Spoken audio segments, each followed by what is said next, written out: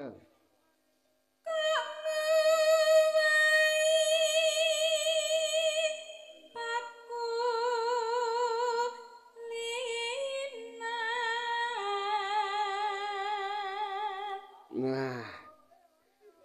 Lek sing nglakokne murite dhewe ya genah mat iki.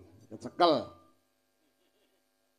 Nenong ora kaya wingi uni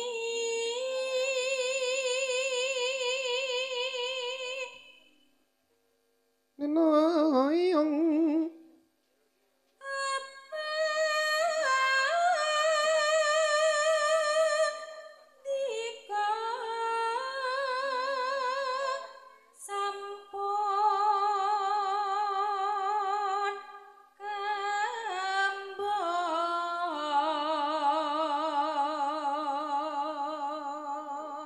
lelo-lelong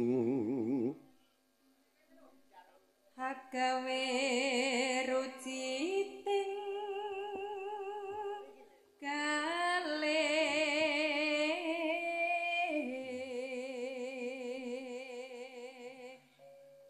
Sampeyan belajar kene Mbah Baki pirang tahun dhewe pisan? kelas 3 SMP. Dari kelas 3 SMP sampai lulus. Niki nggih. Nggih. Alhamdulillah. Muga-muga berkah ilmune. Nggih. Mbah Bak iso kanggo sangu sowan pangeran. Ilmu ya wong sedo iki sing ditinggal mung 3, Nduk. Napa? Siji amal jariyah, loro ilmu manfaat, kaping 3 putra ingkang saleh lan salehah. Iku lho. Piye-piye? Yo ngentaono, tak culek lho wis sesuk. Sumpah. Weh, ngentahi kabeh. Weh, titenono. Titenono. Ya, terus ya. Nono.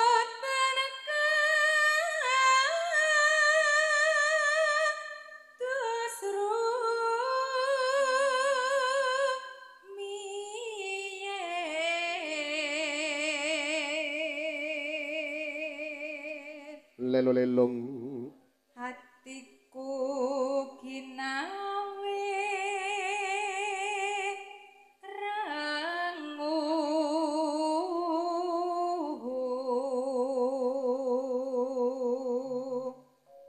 nonenu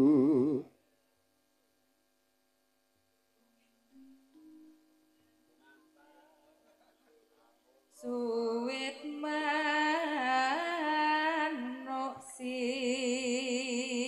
ne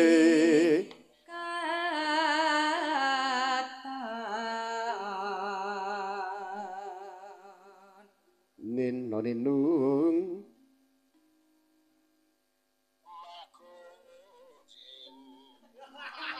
iki apa iki? Iki mangga. Sapa muter iki? sapa kuwi Tito ya Sapa? Salahat ya ta? Video call. malah live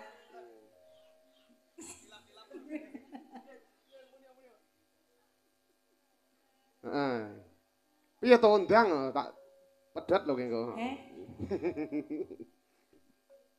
Pripun iki? Lanjut. Heeh, lanjut. Oh, takono Tito lho. Tak kira ngenteni Mas Tito. Ndak. Lanjut Nduk. Terowongan. Kok guyu aku? Kok bayangne Tito kok. Nenone udan krimis.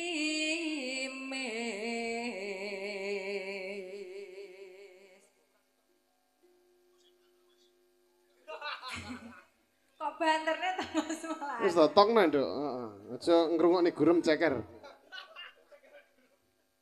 Dadya rangu udan Sik dipasne, heeh. Mles, heeh. Dipasne neh lek sajake cepotne dipasne neh ndak apa-apa. Yus kulino, heeh. Lek cepotne dinerni neh, heeh. Penting ra cepet-cepet ta. Nenone nong dadya rangu udan tangis Neno. kaya